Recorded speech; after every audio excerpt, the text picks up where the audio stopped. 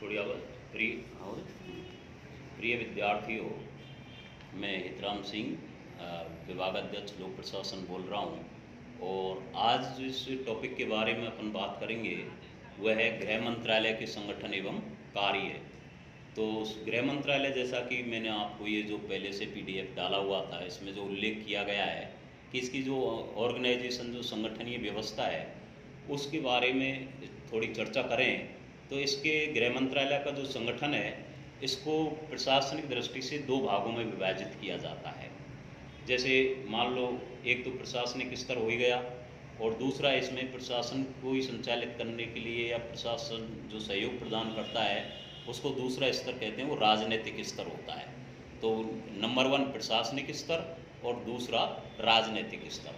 जो प्रशासनिक स्तर पर अगर हम बात करें तो प्रशासनिक स्तर पर इसकी जो संगठनीय व्यवस्था है वो पूर्ण रूपेण जो प्रशासन होता है, और प्रशासन में जो प्रशासनिक अधिकारी होते हैं वो प्रशासनिक अधिकारियों के द्वारा ही इसमें नीतियों का जो निर्माण किया जाता है, नीतियों के निर्माण से संबंधित जितने भी जो तथ्य होते हैं उनको संकलन का जो कार्य किया जाता है वो प्रशासनिक स्तर पर ही किया जाता है। क्योंकि प्रशासनिक स्तर पर इसमें जो भारतीय प्रशासनिक सेवा के जो वरिष्ठ अधिकारी होते हैं, जो कि इंडियन एडमिनिस्ट्रेशन सर्विस, जो कि IAS के नाम से उनको जाना जाता है, उनका मुख्य रूप से वो जो अधिकारी होते हैं, चाहे वो प्रमुख जो शासन सचिव होता है, एक तरह से वरिष्ठतम जो सदस्य होता है प्रशासनिक सेवा का, उसी के साथ साथ जो कि वो गृह सचिव होता है, और उसकी सहायता के लिए संयुक्त सचिव, अवर सचिव और उप सचिव, जितने भी जो अधिकारी होते हैं उन सबको हम अगर बात करें तो प्रशासनिक स्तर की जो संगठनीय व्यवस्था है उसको संचालित करने के लिए ये सभी मिलकर अपना कार्य करते हैं। दूसरी अगर हम बात करें इसमें में जो राजनीतिक स्तर की बात करें, और राजनीतिक स्तर पर क्योंकि पूर्ण रूपेण जो राजनीतिक आधार है वो गृह मंत्रालय का जो गृह मंत्री होता है उसके नेतृत्व में कार्य करता है। और क्योंकि वो जो मंत्री होता है, आप हम सभी जानते हैं कि एक बहुत ही महत्वपूर्ण मंत्रालय है, और यूँ अगर बात करें तो प्रधानमंत्री के बाद जो दूसरा वरिष्ठतम जो मंत्रालय या मंत्री माना जाता है वो गृह मंत्री या गृह मंत्रालय ही होता है। ठीक है, इसमें उसकी सहायता के लिए अगर बात करें तो कई बार राज्य मंत्री, जो गृह मंत्री के साथ साथ राज्य मंत्री और उपमंत्री भी उसकी सहायता के लिए नियुक्त कर दिए जाते हैं। तो ये इनकी जो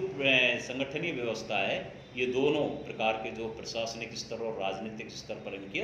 देखा जाता है। नंबर 2, इसमें फिर आगे अगर हम बात बढ़ें और इसके कार्यों की विवेचना, अगर कार्यों के बारे में देखें तो गृह मंत्रालय के जो कार्य हैं वो अलग अलग स्तर पर विभिन्न प्रकार के कार्य इसके द्वारा संचालित किए जाते हैं, जिनमें मुख्य रूप से देश में शांति व्यवस्था बनाए रखना एक तो ये कार्य है। नंबर 2 की अगर इसमें इम्पोर्टेंट अगर बात करें तो केंद्रीय सूची से संबंधित ही और जितने भी जो संघ सूची के विषय हैं उनसे संबंधित जो कार्य होंगे वो गृह मंत्रालय द्वारा ही संचालित किए जाएंगे। साथ ही समवर्ती सूची के अलावा केंद्र शासित प्रदेशों, जितने भी जो केंद्र शासित प्रदेश हैं उनकी जो प्रशासनिक व्यवस्था है उसका संचालन करना, और साथ ही इस प्रकार के जो मैटर होते हैं, कोई व्यावसायिक प्रशिक्षण या लोक सेवाओं का नियमन करना, अनुसूचित जाति जनजाति संबंधी जो भी कार्य होंगे, या राजभाषा से संबंधित समन्वय स्थापित करना, इस प्रकार के कार्य भी गृह मंत्रालय द्वारा ही समय समय पर संचालित किए जाते हैं। साथ ही इसमें किसी भी प्रकार के प्रशासन में सुधार की आवश्यकता हो या ऐसे कोई भ्रष्टाचार निरोधक कोई कार्य हो जो कि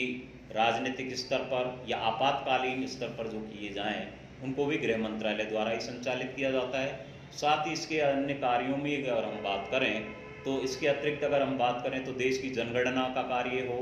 या गजट प्रकाशन का कोई कार्य हो, स्वतंत्रता सेनानियों की कोई व्यवस्था या पेंशन से संबंधित कोई कार्य हो, इस प्रकार के जितने भी जो सार्वजनिक तौर पर जो कार्य किए जाएंगे वो भी गृह मंत्रालय के कार्य में समाहित किए जाते हैं। धन्यवाद।